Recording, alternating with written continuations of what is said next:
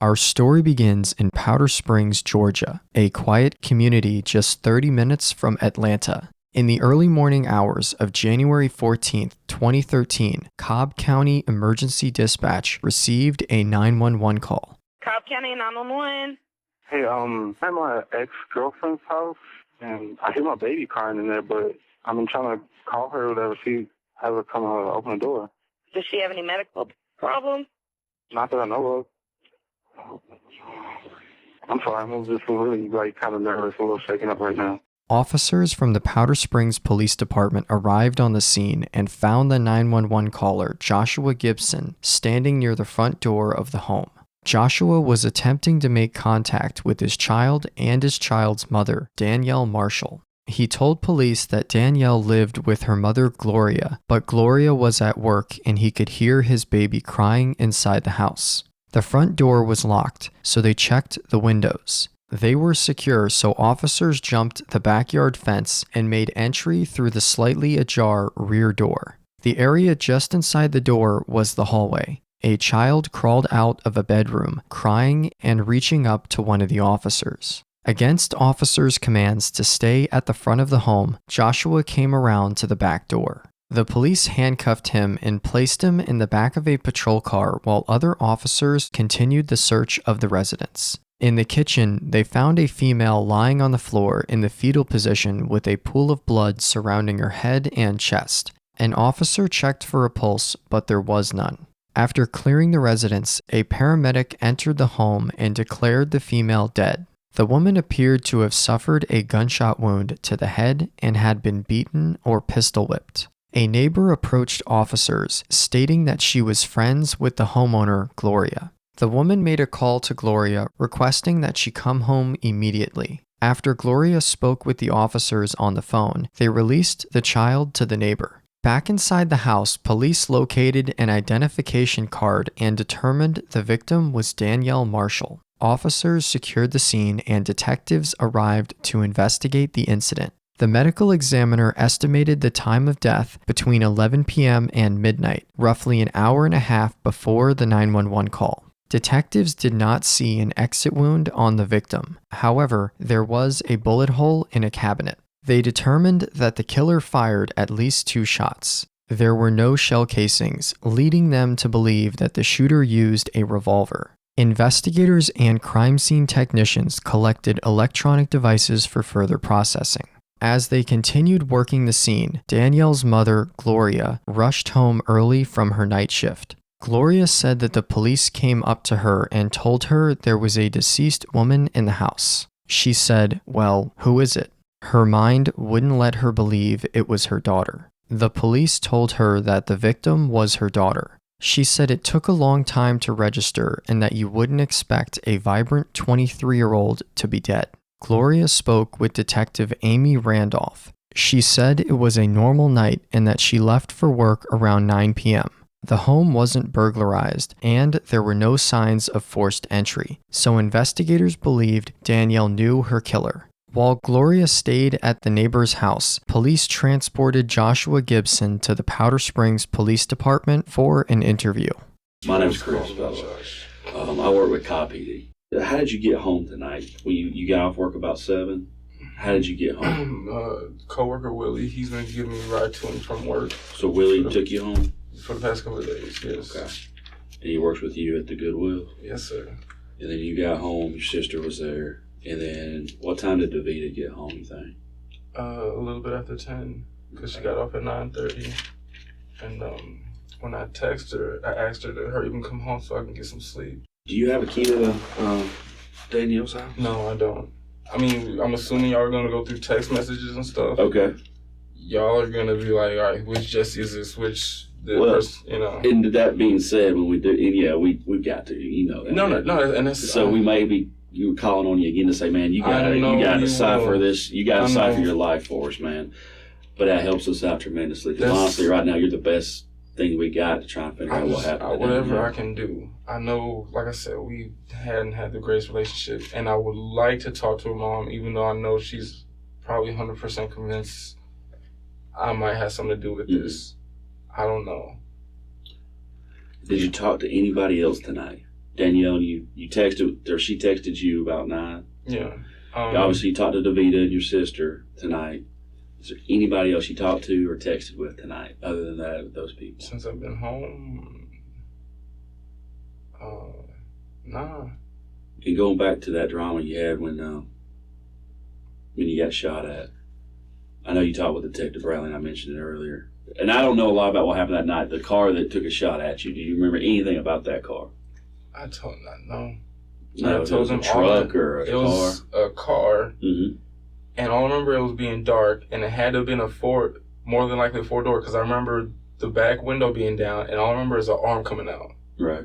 You know, and they asked me what kind of gun. I couldn't even tell them the gun, because as soon as I just seen that action, I just automatically just ducked. Were you stopped or were you moving? I was moving, but I was moving real slow. And they passed coming towards you? Mm-hmm. And was it the driver that shot at you? It was somebody in the back seat. Okay. Because I'm driving and I mess with the radio, and I think I was just about to pull out another cigarette. And, you know, usually you don't stare at other people. I try not to stare, but, you know, if you see something passing you, you know, you glance and then you look back. Mm-hmm. But that's what I do. And I'm driving, and I seen the lights hit me, and I did like that. And as soon as I saw that movement, I just went like that. Right. And I'm not even sure if I hit the brake or matched the gas. I know I made the turn after the shots hit. I made a turn and just stopped whatever and looked back, and I didn't see anything else. And I know they went by Danielle's house that night. Mm-hmm. Made contact with her. Did y'all ever discuss what happened? Tell me about that. She called me maybe maybe 2 hours after the situation. Mm-hmm. I'm not sure if she asked me if I was all right or what happened. Mm-hmm. No, she texted me like, "Are you all right?" And I really did assume it was her. I said, "You really gonna talk to me about this right now?" You know. And she was like, "Josh, you really, you know, effing believe that I'm gonna do this to you? Blah, blah, blah. I'm at home. You told me I'm waiting on you to come over," because I told her I was coming over. I told her not to talk to me, whatever, just leave me alone and let the, you know, situation take care of itself, whatever. And I told her I was pissed. She called me, and I think I ignored her call a couple times. And then she, like, pretty much begged, like, please just hear me out. And so I listened to her, whatever, and she was, you know, "Josh, I know we have our arguments, but Josh, I would never want to kill you. Why would I want to take you away from Ava?" Pretty much the same thing I said, you know. I was 100% sure. And, like, the biggest reason why I told Detective Bradley what I thought was her is because 10 minutes before that happened, I texted her I was on my way and I was going to go to my parents' house first, you know. This happened over near your mom and dad's house? Mm-hmm. And matter of fact, today when my mom came over, she asked about the window, and I just told her about the window. Mm-hmm. And that's why I said, you know, when we got together, we had our little spat, whatever. Like, she, you know, was like, "Josh," and I was like, "Mom, I just don't want to hear it." Because they told me time and time again, if she's going to call the cops on you, if she's going to hit you, don't go over there, don't go over there. And I told them, look, if I have to go to jail to see my daughter, that's fine. You know, trespassing, that's probably a couple nights in jail. I just want to see my daughter, you know. Within the span of 10 days, somebody has tried to kill you near your mama's house. And then within 10 days later, Danielle's dead. Is there something a lot more going on here? Are y'all into something? No. Are y'all into? No. We don't give a man. No, y'all are into something, man. Just tell us. Honestly, when I was thinking, okay, the drug situation, she doesn't buy from people she doesn't really know, or she doesn't smoke with people she doesn't really, you know. You know, when me and her met, you know, she said she was in love with me, you know, after a couple of dates, whatever, you know, blah, blah, blah. I asked if we could, you know, why don't I try smoking with her? And I said, nah, if you want, you can come smoke with my friends, because my friends smoke, you know. But I told her, you know, when my friends smoke, they'll let you know. I go in the house and play with his kids, you know, their kids, whatever. Mm-hmm. So I took her over to a friend's house like 2 or 3 times, whatever. And, you know, she would smoke with my friends, whatever. They'd all have a great time. I'd be in the house, you know, playing with the kids. So when it comes to drugs, she's never really had an issue with that. You know, when I got with her, you know, we would ask each other questions. I was like, "Have you ever, you know, sold your body?" She said, "No, blah, blah, blah." She's like, "But I would like to be a stripper one day, blah, blah, blah, whatever." You know, what happens when you don't have enough money for weed? She's like, "Josh, people try me like that." I was like, "What do you do?" She was like, I give them 10 and they say they want more, and it's either take it or leave it. I'm not going to, you know, have sex or give sex for weed, whatever. I'm not that kind of girl. I mean, I've seen her with little baggies of cocaine or whatever. I know there was an incident with me and her before where she's told her mom that, you know, I threw dope in her car or something like that. Mm-hmm. And I was like, you know that was yours. And I know she was on her phone with her mom yelling at me, you know, you did it. And then like 4 hours later, at like 5 a.m, she was, I'm sorry. It's just my mom found something. I don't know if it was like a bag of weed or something, and she had to show her mom like she wasn't doing drugs. I don't know what it was about. I know how she acts when she's drunk, and I know how she acts when she's high. Mm-hmm. And I'll tell her, you know, you're high right now. She'd be like, no. And then she would like pass out to sleep, whatever. And like months later, she was like, Josh, you know, I just, you know, confess I was high that day, blah, blah.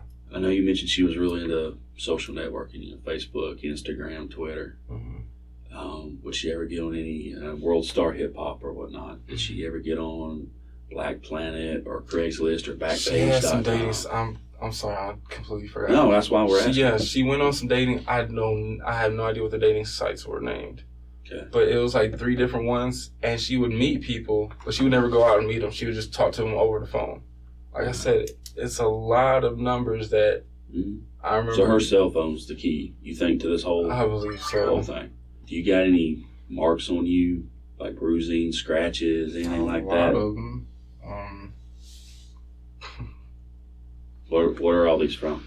Work, and they can verify. I have to write a report every time. I didn't write a report on this one though, but what happened on that? Somebody's seen it. I don't know. This was really swollen. All this was really swollen like 2 days ago. Right.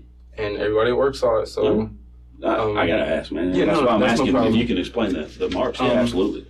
How'd you say the scratches go to your arm? From the wall, one of the walls at the job. The last time that you and Danielle had sex was when? Probably Wednesday. Wednesday. Did you use protection? And man, I hate to ask you. I asked you, man. Did you come? All right, inside of her or outside? That day, no. No, what? You did not come? Not inside her, no. Okay. The big thing with our relationship is she enjoyed our sex, and she said, look, have your girlfriend. I don't want to be your side piece, but I don't want to give up the sex until I find something better. I would be okay with that, and then issues would happen, and I would cut that off. Did you do it? With her? No. I gotta ask. I understand. Like, when they're telling me something's wrong, my first thought was, if it wasn't the pills, then she may have gotten drunk and something happened. Okay. What do you think happened? I know you don't know a lot. I know you don't know a lot. But just for what you do know, what do you think happened, Josh? There's people that live around her that she talks to. Like, one guy is walking distance. Crap, what is his name? Twan. He lives in like a neighborhood next to her, and he would walk to her house, and if he sees my car, he would turn around and walk away. His name's Twan? Yes. Is it like Antoine? Or she spells it Twon. Is that in her phone, you think? Yes, but it's not listed. But if you look through her text messages, she goes, you Twan, or, you know, blah, blah, you ain't Twan. You know that. So he would walk over, but why would he leave if you were over there? Because he doesn't want any drunk. I'm a big guy. I'm scared a lot of her friends. She may have been with somebody for maybe a month or so. He's in love with her.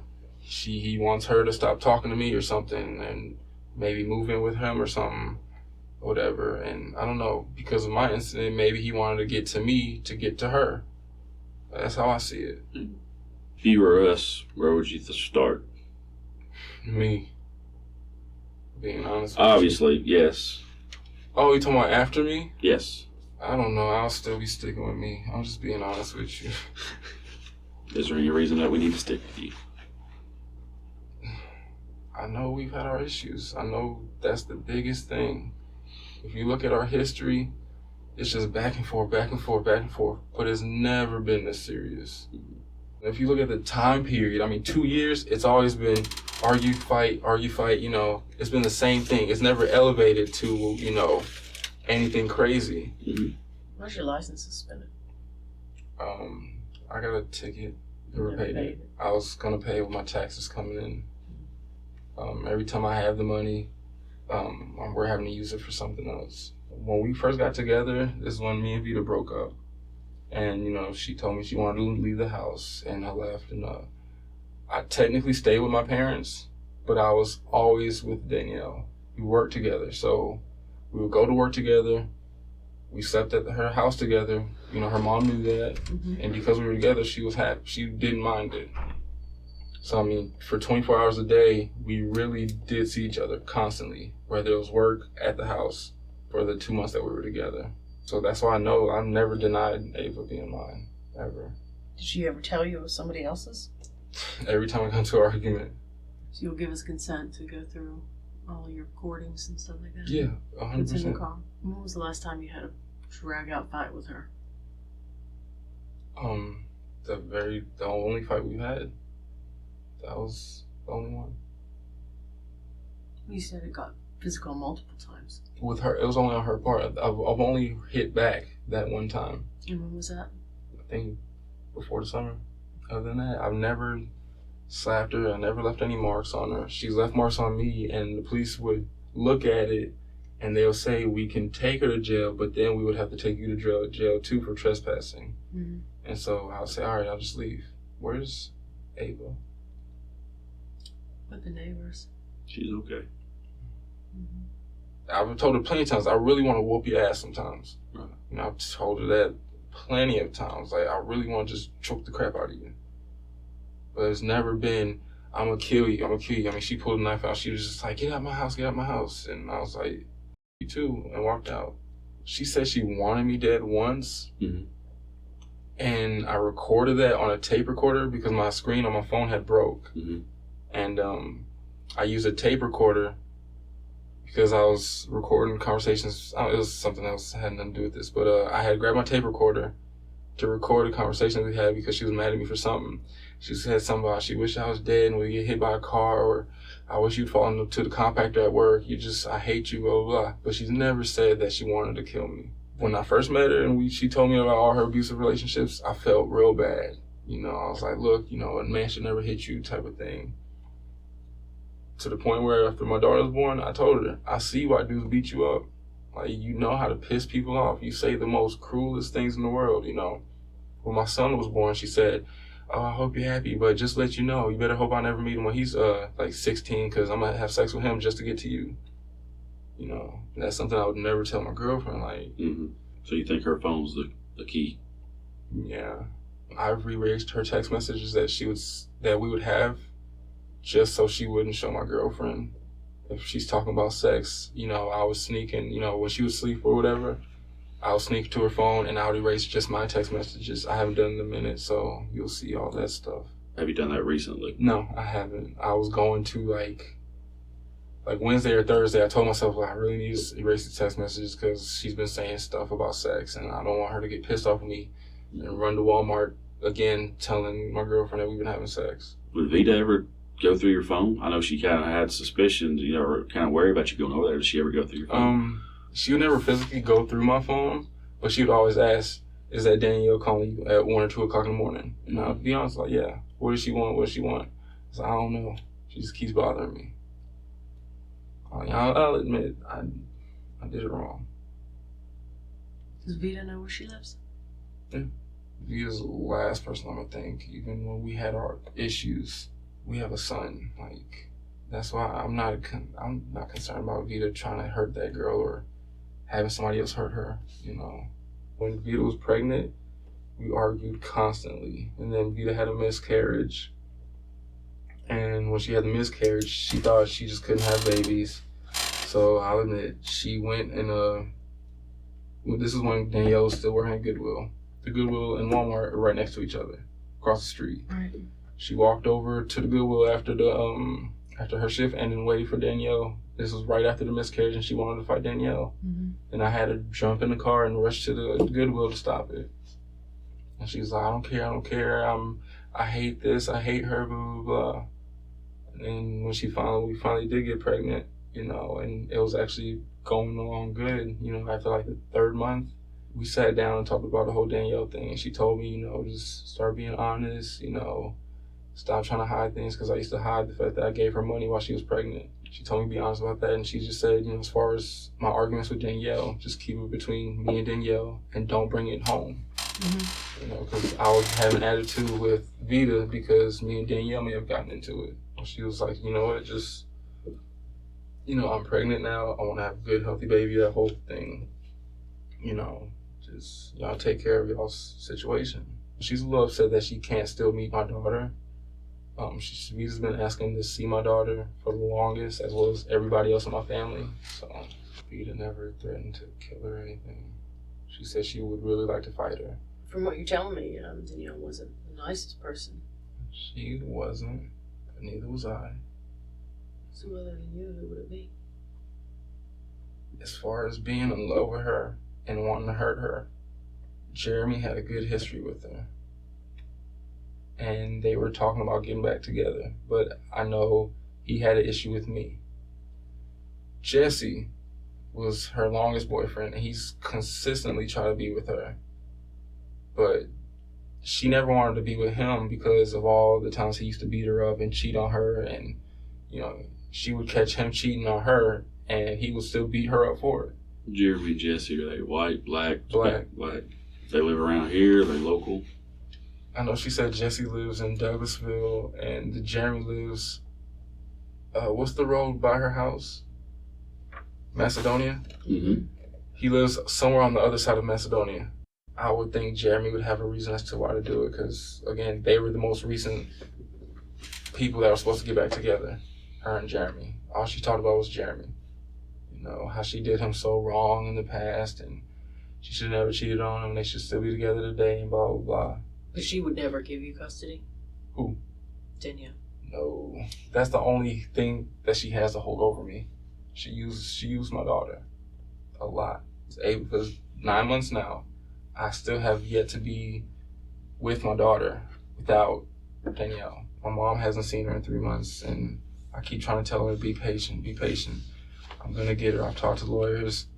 They said I have a case. Everything's going to be fine. Just be patient, I made a bet with my sister, I was going to have her by Christmas.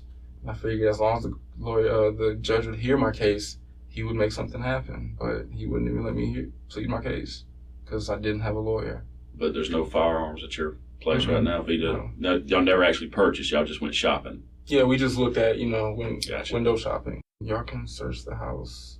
Does Vita have any idea what's going on? That's what I'm worried about now. I told her at 12, I was like, hey, I'm going to go see Ava real quick. She said, all right. Yeah, I'm sure she's got a question or two by now.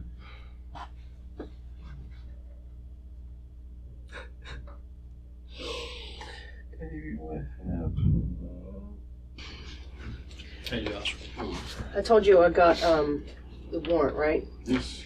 And what the warrant will cover is your DNA. Okay, so this is what we're going to do. We're going to do some cotton swabs in your mouth. It doesn't hurt. We're just going to take these cotton swabs and just swab one side, swab the other side, stick it in this thing.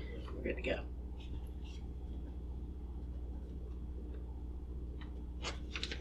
Okay, it's pretty good. Just open your mouth. I'm just going to swab.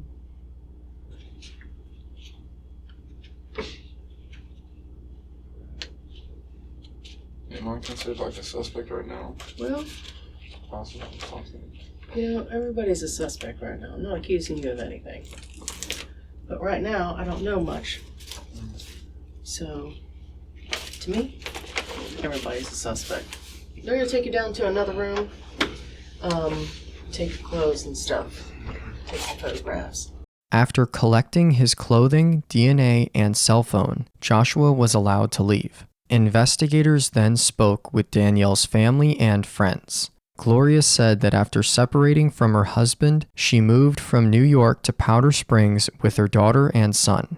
By 2013, it was just her and Danielle living in the house. Danielle signed up for college and was working at Goodwill. She met Joshua Gibson at Goodwill, and the two had an immediate connection. Shortly thereafter, Danielle got pregnant and she was excited to become a mother. Gloria said that when she first met Joshua, he was pleasant. She later discovered his controlling nature. Gloria told Danielle that she should move on. As Joshua continued to come over to the house, Gloria trespassed him from the property. Back at the station, detectives reviewed a multitude of police reports involving Joshua, Davida, and Danielle. Danielle claimed that Joshua had assaulted her on multiple occasions. She also reported that Davida attempted to run her over in the Goodwill parking lot. Joshua had made abuse claims against Danielle, and Davida said Danielle was harassing her. On the day following the shooting, the crime lab notified detectives that the bullet from the wall behind the kitchen cabinet matched the bullet found in Joshua's car. The same weapon, a .38 Special or .357 Magnum revolver, fired both shots. The medical examiner performed an autopsy and determined that Danielle died from a single gunshot wound to the head. Roughly 20 days after the murder, detectives brought Joshua in for another interview. Before we ask any questions, you must understand your rights. You have the right to remain silent. Anything you say can be used against you in court. You have the right to talk to a lawyer for advice before we ask you any questions. Have him with you during questioning. If you cannot afford a lawyer, one will be appointed for you before any question if you wish. If you decide to answer any questions now without a lawyer present, you'll still have the right to stop answering at any time. You also have the right to stop answering at any time until you talk to a lawyer. You understand your rights? Alright, same as the initial each one. If you wish to talk, then sign. Have you heard any talk on the streets? Have you... As far as the Jeremy guy, I'm not sure if y'all contacted him or not. But I spoke with Jeremy. I was just told that he was trying to avoid being spoken to. It's because he's wanted. Yeah. As for right now, I'm still checking, verifying his alibi and all that stuff. So, I mean, everybody's still a person of interest. I'm not gonna lie to you, you're still a person of interest too. And someone said that y'all were looking at Terrence, and again, I never liked him, but they were real good friends. I think Danielle may have been pregnant. Okay, well, we'll get those test results back from them. Okay, that might determine what may have happened. Okay. Because we never wanted to have a baby together. Right. She wanted the baby. Mm-hmm. After she realized I didn't want to be with her and I stuck by that, I'm not going to be with you, she was talking about an abortion. And I told her, no, you're not going to have an abortion. We messed up. You got what you wanted, just you didn't get the whole result. You talking about this, your baby now? Mm-hmm. This is what you were talking about before, about having an abortion? Mm-hmm. Okay. And, so we had the baby. And so she kept always saying, and, her cousins and everybody can verify, she's always wanted to be a wife of someone. Right. She wanted that lifestyle. And she kept talking about, being pregnant. I told her, don't do it to me again because we're going to be in the same boat. She had pregnancy tests all the time. I don't know if her room was searched, but every time I was there, she was always taking pregnancy tests maybe twice a week. That's weird. Yeah. Well, did you use condom when you had sex with her? No. What did she say that she was using for birth control? We weren't using birth control. Okay. But I wasn't, ejaculating inside of her. Okay. She would ask if I'm having sex. I'll tell her yes or no. I would ask her. Of course, she would say no. But I find out that she's messing with Jeremy and other guys that she was dating. Mm-hmm. So I don't know if they were doing, using protection or not, or what she was trying to do. I mean, she's already tried. She got pregnant by me purposely. I don't see her not doing that again to someone else that she's trying to be with. Right. Well, who else did you hear that she was messing around with? Jeremy admitted that he slept with her the Friday before she passed away. How'd you hear that? Through a friend of mine. And I messed with her that Thursday before she passed. He messed with her. He said the last time he messed with her was that Friday, the next day. Mm-hmm. And then Sunday, the incident happened. Right. Did you ever hear of a guy named Earl? Yes. She just said that she was, supposed to go on a date with him, but. When? The Friday before she passed. The day that she was with, Jeremy. She said she knew him from high school and they never did anything, but she said that she got in contact with him and they were supposed to go out Friday or Saturday. She said he was a really good guy. He just got caught up in the wrong things with the wrong friends or something like that and ended up going to jail for something. Everybody she's messed with, except for me, has been to jail. Yeah. Yeah, I know. This is very tough for y'all, isn't it? Mm-hmm. I'm looking at all the phone records. I mean, that was the day that really stuck out of my mind. Mm-hmm. She was blowing up your phone. Yeah, it's a constant thing. Like, I would be shooting pool with my friends. It would hit maybe 12 midnight, and she would call within an hour 200 times. Mm-hmm. I tried to keep text messages from court where she would text me 700 times in one day, the same message over and over and over again. Mm-hmm. Like, that was our relationship. There's been maybe once or twice before she was pregnant when her cousin and her smoked weed out back, but that was 2 years ago. But recently, she never kept the back door open or unlocked. She always told me she was afraid of being home by herself. Even before I got shot at, she always said that the reason why she liked me always being over there is because she liked to have somebody over there. Mm-hmm. You know, she was always afraid of situations like this. She hated the fact that her mom worked overnight, and that's why she always wanted company. But the company was always from dudes, you know. I mean, it doesn't make any sense to me. What's that? That both of these bullets, well, you're lucky that you didn't get hit if you were in the car. I was.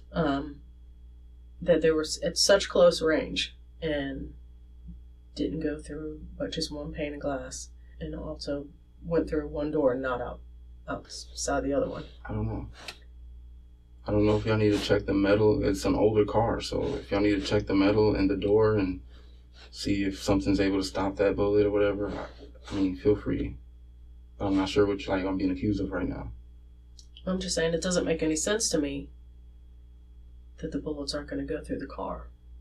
It just stops short like that. It would make more sense if somebody was further away from you and the bullet didn't have that much power behind it, because it's starting to lose power. But right next, I mean, it was pretty much from right here to right here. I mean, that's how far away you are.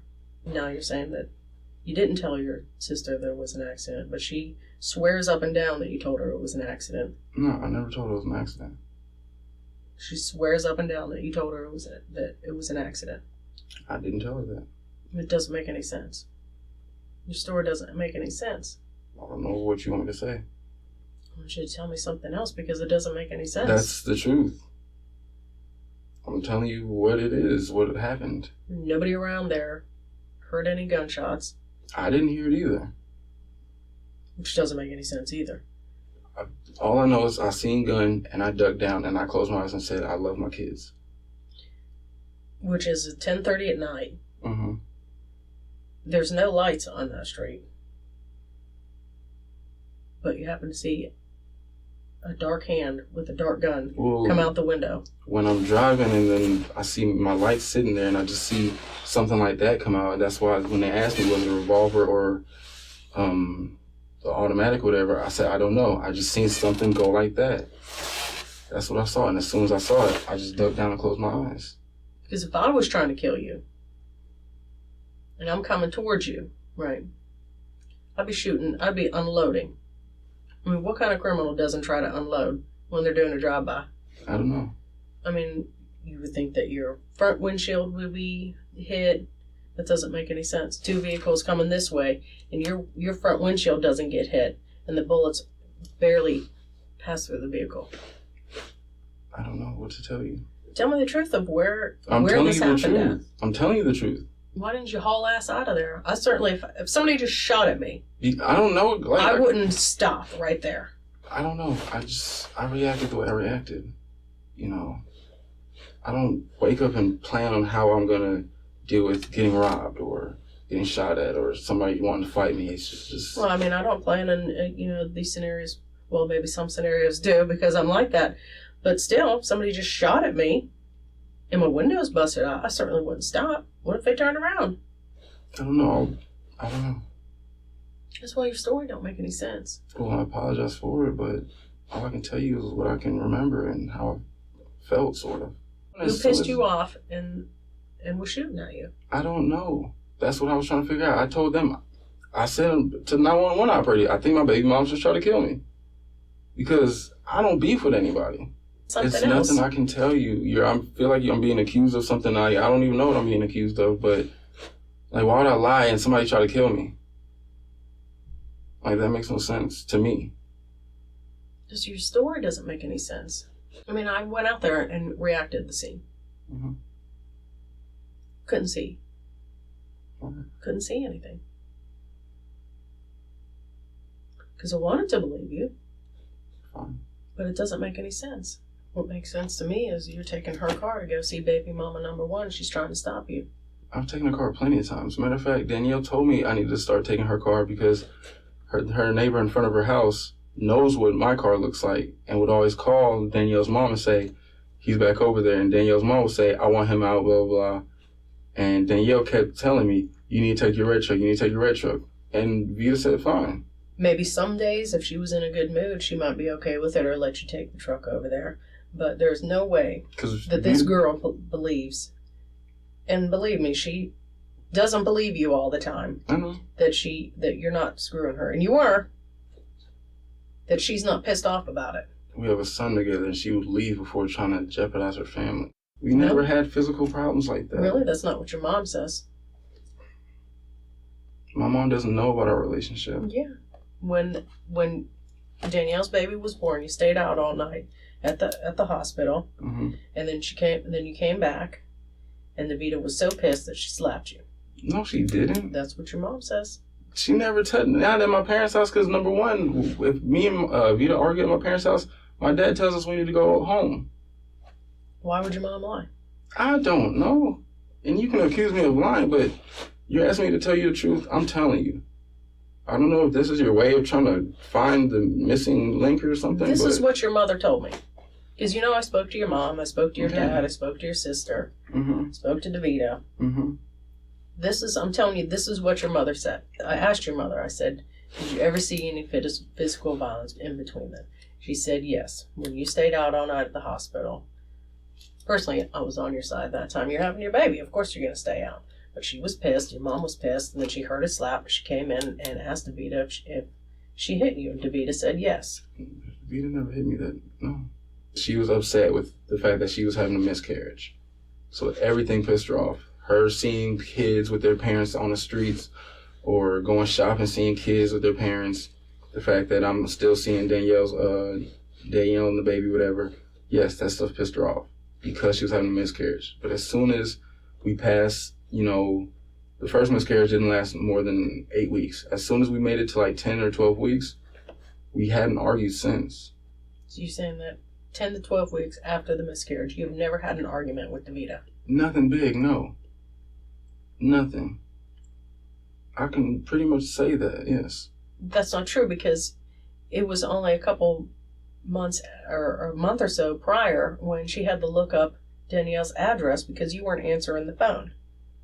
And she had to do the drive-by to see if you were there, and you were there. And we didn't argue. Yeah, you did. She even told me. She said that she came home. I said, what'd you say to him when you came home? She said that she was pissed. And you said, I left my phone in the car. You tell me you didn't get into a big argument over that, because if somebody had said that, if my partner or boyfriend had said that to me, I'd be like, right, you left your phone in the car, the charger died, or okay, and there's been plenty of times. That is bull. The only reason why I blow up somebody's phone because I was pissed at them. No, Vita's, matter of fact, I just blew her phone up the other day because she's supposed to be home at a certain time. And she said, oh, sorry, I was shopping. All right. It's different because she's not out screwing around. I don't know that. Oh, really? So, do you think she's screwing around on you? No. You just said you don't know that. I mean, I don't feel like she is, but, I mean, she could be. Well, which one is it? Either you do or you don't. It's whatever. I'm not worrying about that right now. That's something that's not in my focus. I told her, you do what you want to do, fine. That just means I don't have to be here. I'm not going to argue about it. I've been through that before. I've had my heart broken before. Really? Somebody's going to cheat on you and you're not going to care about it? I'll just leave, yes. I'm not going to argue about it. I've had my heart broken before. Well, I mean, you might just leave, but I'm just saying you're not going to care about it. You're not going to be pissed about it. No. You've had a relationship and a baby with this girl, but you're not going to care. I could walk in right now and somebody's banging her back out and I'll be like, okay, I'll just leave.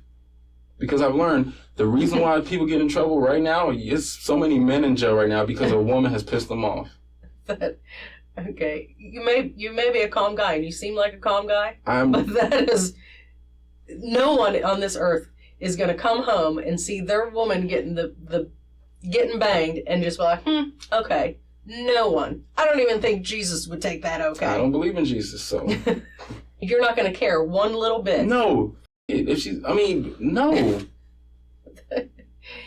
That is a straight up lie. No, it's not. I've learned that, okay, it's going to happen. You can't control these things. I've been through a 4-year relationship prior to her where I was pissed because I found a text message.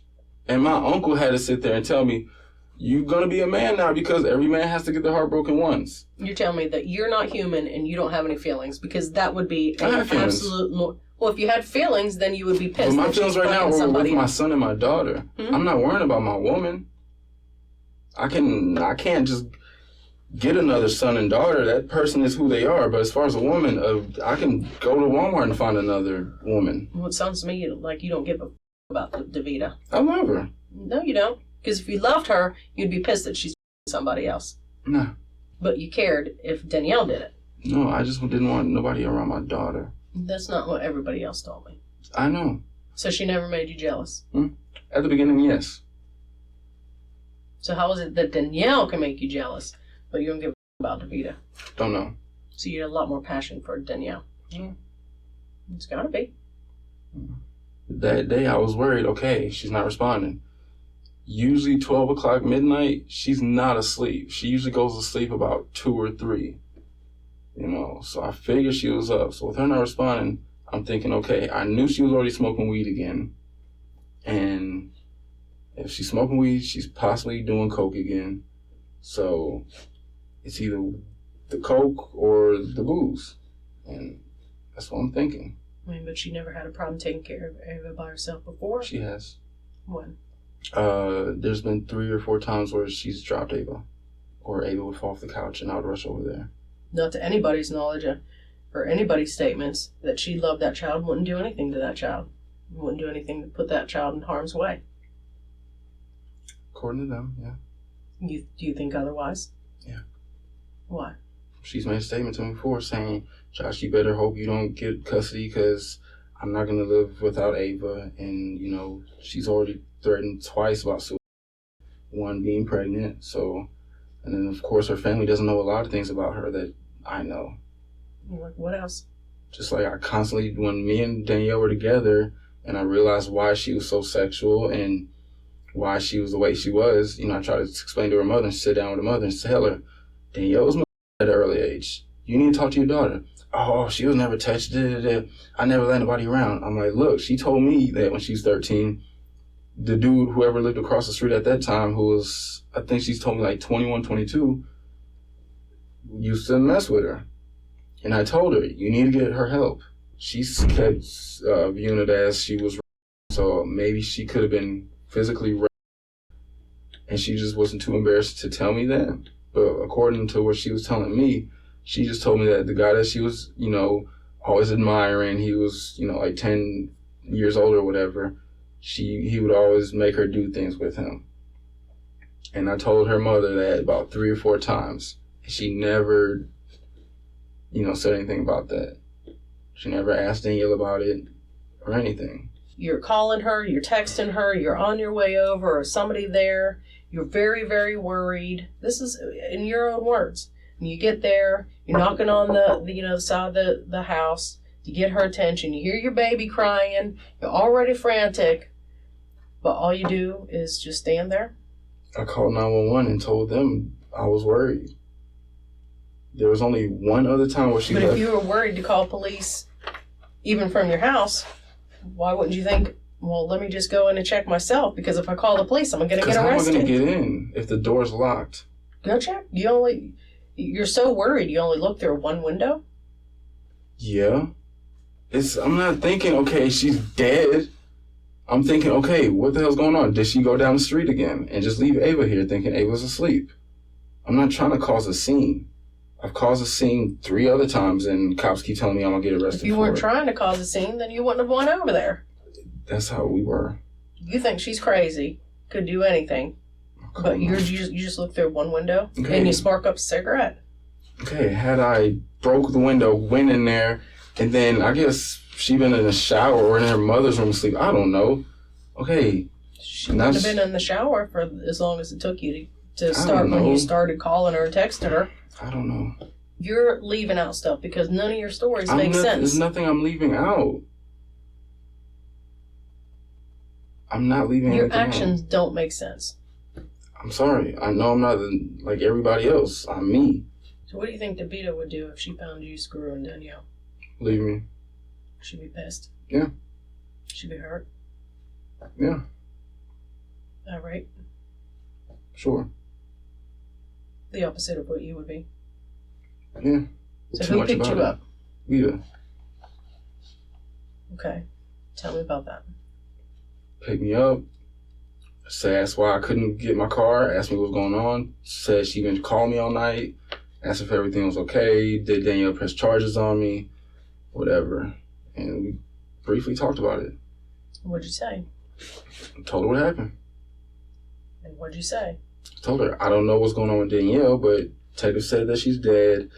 I don't know if she's overdosed or something happened. I don't know if it's involved with what's happened with us before. We didn't really talk about too much that day. It's just, okay, come home. Are you going to work today? You know who killed Danielle? I feel like I know. Who? I think it was Jeremy. It wasn't Jeremy. That's the only person I can think of. Jeremy. Okay. Because she told me for the longest Jesse's in jail. Yeah. One Jesse. So. And one Jeremy. So that's the only two people I can think of. I don't know who this Earl is. I know she said something about them having a relationship before or something, but now that you bring him up, I don't know. I gotta find out who Earl is. You know you have a terrible relationship. Yeah. That's what we are. I mean, that's how it is. Some are alcoholics, some are abusive, some, I don't know, whatever. That's just how we are. Right? You should be more communicative. And we're working on that. We've been working on that. We're trying to start back over on a lot of things. I mean, you cared more about who was screwing Danielle than you did Davida. So let me ask you again, did you go over there and did you kill Danielle? No. Honestly, people would ask me, are you happy that she's dead? And I'm not. This is not the way I want to get my daughter. Yes, I want her to feel a lot of pain if I had my daughter, but this isn't what's going to make me happy. Especially when I end up raising Ava and then I have to explain, when she asked, can you tell me about my mom? I'm not sure what positive things I'm going to be able to say. So the only thing I can say is we love comedy. She liked to laugh, blah, blah, blah. So you hated her? I don't know. She pissed me off, yes, a lot. But my goal is to get my daughter and fine. Everything that you do to me, everything that you've done to me, I'm going to give you some of that back to show you how it feels. I mean, you have the motive. I understand that. Right. You understand that you wanted that kid. Sure. You don't like her. Sure. You have a violent past with her. I guess. I mean, you did. Did you kill her? No. I'm telling you I didn't. Do you know who killed her? I feel like Jeremy has something to do with it. Jeremy didn't have anything to do with it. All right, then I don't know. Who was Earl? Did Davida kill her? Hell no. You have the motive. You had the opportunity. Fine. Here and there, when I'm in the shower or something, I think about Danielle. I still worry about, what happened. I asked the detectives when y'all were taking my clothes, okay, y'all taking my clothes and take pictures of what happened. And y'all didn't say anything. So I'm still trying to figure out, okay, was it fast? Was it slow? Did she get beat up? Was she still, did anybody touch my daughter? Was my daughter hit or whatever, or slapped or anything, just out of anger or whatever? I think about, certain things as far as Danielle is, taking her to the movies, things like that, and, when we were okay. I mean, I can't really say I miss her 100%, but I heard my daughter still crying or whatever, but then they're running in and yelling, Powder Springs Police, and... Why would you go in? Because my daughter's in there. I'll die for my daughter. Okay, but you wouldn't die for your daughter or go in there before they got there? I don't know the situation. I don't know, I gotta go in there. The police are here. I gotta go in there. It's so important that I get in there, and the police are already in there checking everything out, but you didn't go in before. I don't know. What do you want to say? Why don't you tell me what happened? I'm Did you go over there and she done pissed you off for the last time? No. I did not hurt that girl. I'm telling you. Is there anything else? Because I'm ready to go. Did you kill her? No, ma'am, I did not. I miss Danielle. I do. I used to lie a lot as a kid. Everybody lies. But I did a lot of it. about everything. And my parents never believed me to this day. That's why my mom, when she questions me about anything, she be like, "Are you sure?" And I'm like, "Yes." I've been trying to, or I can't even say been trying because I'm 24 years old now. Since like high school, I've been telling the truth about everything all the time, trying to keep that way. I understand with Vita, that's, you know, I've been doing a lot of lying, you know, but as far as like to my parents, to law enforcement, I've been trying to stay truthful about everything, no matter even how it makes me look. You ready? Well. With Joshua sticking to his story and no new leads, the case went cold. Detective Randolph left the Powder Springs Police Department, so she was no longer working the case. In 2014, the Cobb County District Attorney's Office started a cold case investigation unit. Investigator Nick O'Connor assisted on the case. He discovered a subject by the name of Jesse Chapman, who was a friend of Joshua and Davita. Jesse Chapman is not the same Jesse discussed in Joshua's interview as a potential love interest of Danielle. Chapman had been using a cell phone detectives mistakenly believed belonged to another person. Phone records from Jesse's number placed him at the homicide location around the time of Danielle's death. On March 11, 2014, investigator O'Connor made an unannounced visit to Jesse at his place of employment. After multiple denials by Jesse of any involvement in Danielle's death, investigator O'Connor showed him the cell tower data proving he was in the area when the shooting occurred. Faced with the damning evidence, Jesse cooperated. He said Joshua had contacted him that night, stating that Danielle was interested in having a threesome. He picked up Joshua around midnight and drove him to Danielle's place. After being let in by Danielle, Joshua propositioned her about the threesome. Danielle said she was not interested. Jesse then sat in the living room with the child while Joshua was in another room trying to talk Danielle into having the threesome. After a few minutes, he and Joshua left with Danielle locking the door behind them. Jesse said that when they reached his vehicle, Joshua told him he was going back inside for a minute. He saw Joshua knock on Danielle's front door. He was inside the house for around 2 minutes. While Joshua was inside, Jesse said he had his car radio cranked. Joshua then got back in the car and Jesse dropped him off at his house before heading home. Investigator O'Connor told Jesse to contact him if he recalled any additional details. 2 days later, District Attorney investigators interviewed Davita Lakes. Are you still living with Josh? Are y'all still together? Okay, and then you're expecting another baby soon, right? When are you due? March 21st. Oh my God, you're coming up. You look incredible. Thanks. Oh my gosh, really? Oh, what are you having? Oh boy. Another, now you have a girl at home or a boy at home? Oh boy. So you have 2 boys. Mm-hmm. Do you know how loud your house is going to be? Mm-hmm. I can call you some nights around 8:30 and just lay the phone down at my house, and my house is like a circus. Oh, my house is silent at 8:30. Anytime we're working on these investigations, you know, there's always new technology and things like that. And so we've been working on a lot of phone records. What do you remember about that night? I don't remember much of anything. Okay. I was here. I was home. I don't remember. When does Josh work? Does he work during the day? Yes. Okay. How late are you usually here? It varies.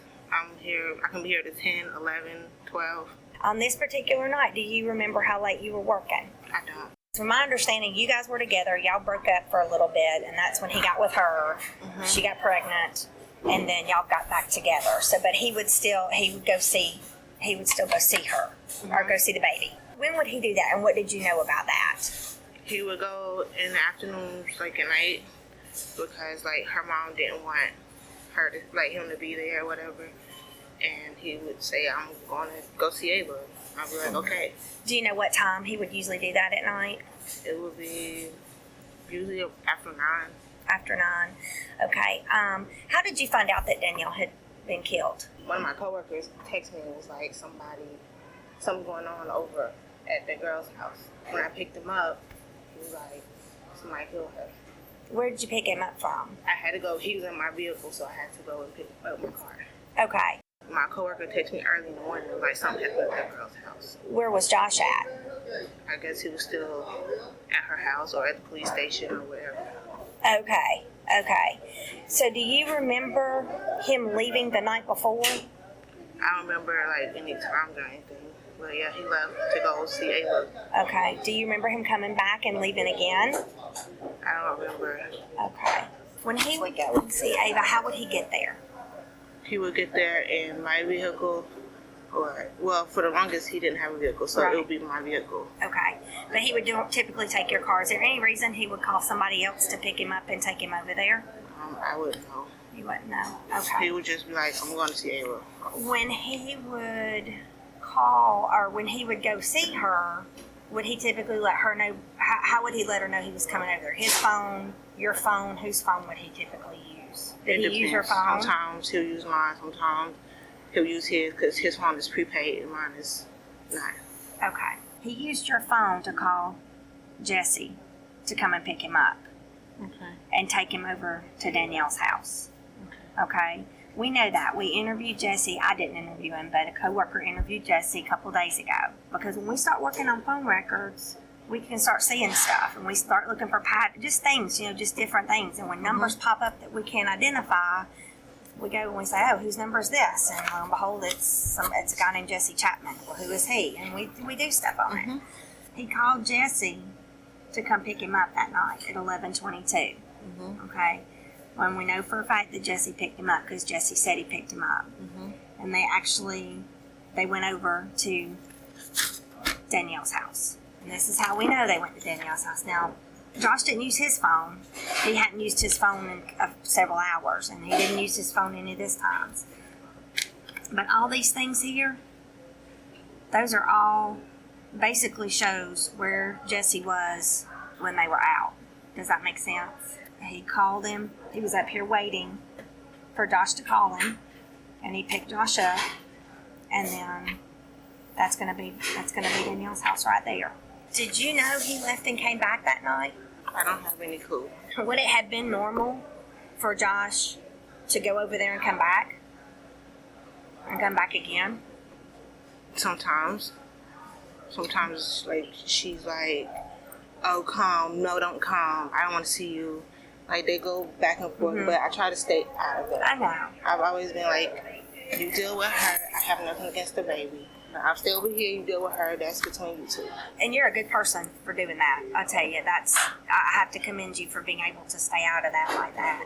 Looking at this, the thing that concerns us is your phone number is now right here in the middle of this. What do you think happened? Do you think Josh he had anything to do with this? I don't think he would. You don't think he would? Why would he use your phone to call Jesse to come pick him up? He uses my phone when, like, his phone is not working, or he uses it. Like, every night now, and he still uses my phone. Would it have been normal for Jesse to come pick him up at 11:30 on a Sunday night? I mean, he'd leave. Like, we have that relationship. I don't ask a whole lot of questions. Like, if he say, "Baby, bye, I'm going, hang out," or whatever, or "I'm going over here," I just say, "Okay, cool." You don't question him because you don't want to be questioned Yeah, either. right. Is that what you're saying? Like, you don't want to have to give details about every little thing. Yeah, it's easier that way. He just always like, "I'm going to go see Ava," or "Are you okay with me going to see Ava?" And I'm like, "I'm fine." Like, I'm always fine with him going to see his daughter. Okay. I have no issue with that. I knew about the whole situation where Grandma didn't want him over there for whatever reason that was. So he had no choice but to see her after, she's gone to work. Would it have been normal, I guess, for him to call somebody else to come pick him up? Did he have your car available? He has to my go car. over there? Is he still working at Goodwill? Yes. How old's your other son? 18 months. Oh, you're going to have your hands full. Yes. He's getting to the terrible 2 stages. Yeah. And he wants to clean the mommy's teething. It's all at once. Yeah. I'm like, what did I get myself into? It'll be an you adjustment. deal with it. Yeah, it'll be an adjustment at first, but I'm sure you'll do great with it. Does it concern you that Jesse picked him up and they went over to her house? It does. Did you know that before now? No. All this concerns me. The baby's growing up without her mom. Yeah, I can't imagine my kids going without me. And I can't either. I mean, I don't think any of us that have them can. I'll call you if I think of something. Okay. I appreciate it. 18 months later, in September of 2015, the DA's office charged Joshua with murder with the use of a gun, possession of a firearm during a crime, and 2 counts of aggravated assault with a gun. Police apprehended him the following day and transported him to the station. Josh, we've been informed Lieutenant Cadwell, Powder Springs Police, is Investigator Nick O'Connor from the DA's office. All right. I'd like to talk to you and ask you some questions, clear some stuff up. Is that all right with you? No. You don't want to talk? No. Okay. All right, bro. We're gonna transport you up to the jail. All right.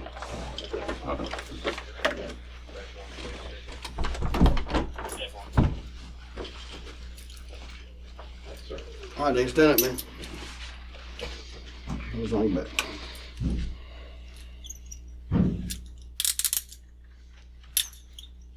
Joshua had no bond, so he remained in jail while awaiting trial. The DA did not charge anyone else in connection with this incident. As they built their case for trial, the district attorney's office went through Danielle's journal entries, which detailed a history of domestic violence. In January of 2018, Joshua's trial began, lasting 2 weeks. The jury convicted him on all counts. After hearing the verdict, Joshua slapped his attorney, and police subsequently removed him from the courtroom.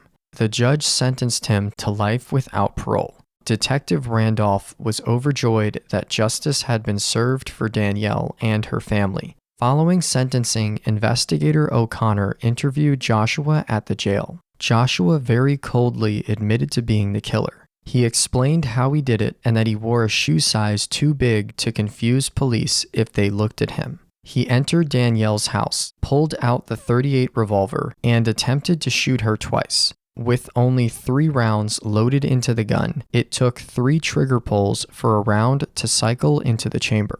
When the first shot went off, Joshua wasn't aiming. The shot startled Danielle, so he pistol whipped her with the gun twice. She remained standing, and after the second pistol whip, he put the gun to her head and fired. Joshua said that he knew from the moment Danielle said she was pregnant that he would have to kill her. He admitted that the shooting of his vehicle was an attempt to set up Danielle and that he was the shooter. Joshua was so nonchalant that Investigator O'Connor said it was as if they were discussing baseball. Gloria said that the world lost an opportunity to meet a fabulous woman. Danielle was attending college to achieve her goal of becoming a nurse. Gloria said that Danielle was her love and that she thinks of her every day. For more videos of cases never seen on YouTube, click one of the videos on screen now or the links in the pinned comment. Goodbye for now.